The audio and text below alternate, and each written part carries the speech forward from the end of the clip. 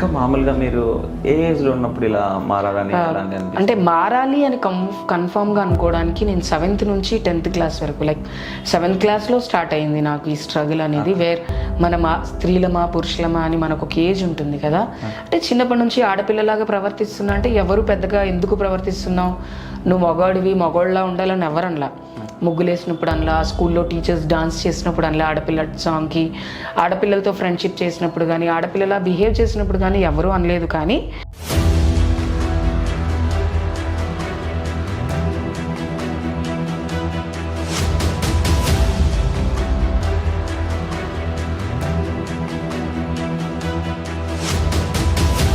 మా అన్నయ్య అనేవాళ్ళు, మేము క్రికెట్ మ్యాచ్ ఆడడానికి వెళ్తే, మీ తమ్ముడేంద్రా ఆడపిల్లలకు కనబడతాడు వెనకకించి కత్తిలాగా కామెంట్ చేసి ఉంటారు కదా.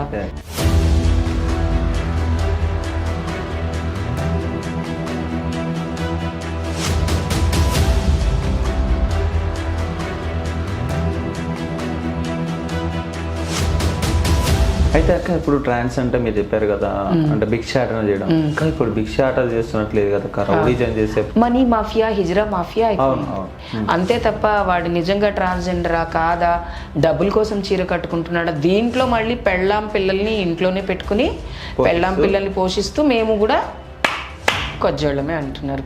రాసుకోండ్రా బాబు, హైదరాబాద్లో 35% ఆఫ్ ట్రాన్స్జెండర్స్ గాట్ మ్యారీడ్. పెళ్ళాం పిల్లలుండి మా మీద హుజుం చెలాయించడానికి పనికొచ్చే వాళ్ళే తప్ప వాళ్ళ దగ్గర మళ్ళీ వాళ్ళ దగ్గర కూడా అట్లాంటి కమ్యూనిటీ ఎక్కువ ఉంటుంది. అదేంటంటే మేము అదృష్టం చేసాం అందుకే ఆడదాని దగ్గర పడుకొని వచ్చామని గొప్పగా చెప్పుకుంటారు సిగ్గు శరం లేకుండా. కానీ ఎందుకంటే ఆ కమ్యూనిటీని ఎంకరేజ్ చేస్తుంది కూడా మా కమ్యూనిటీయే.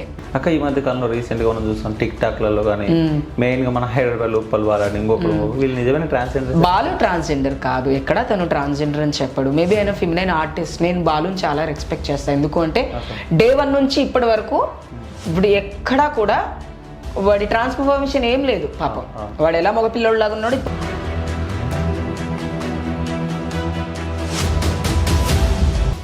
ప్రస్తుత రాజకీయాల పరిస్థితి గురించి మీరు ఏమనుకుంటారు? ఒకటి నా సెంట్రల్లో బీజేపీ ఉన్నంత వరకు స్టేట్స్ బాగుపడవు. ఏం చేస్తున్నారు సెంట్రల్ మోదీ ప్రభుత్వం? ఏం చేసింది? గ్యాస్ రేటు పెంచింది, కరెంట్ బిల్లు పెంచింది, వాటర్ పెంచింది, అన్నీ పెంచుకుంటూనే పోయారు. కోవిడ్ వచ్చినప్పుడు ఏం చేశారు? దేశాలందరికీ ఆదర్శంగా నిలిచాం కదా. దేనికి? సన్నాసి అయితే ఆదర్శం అయిపోతుందా? టీకాలు అందిస్తే ఊరికే అందించావా? మేము లేకపోతే మీ ప్రభుత్వం పడిపోతుంది కాబట్టి టీకాలు ఇచ్చావు.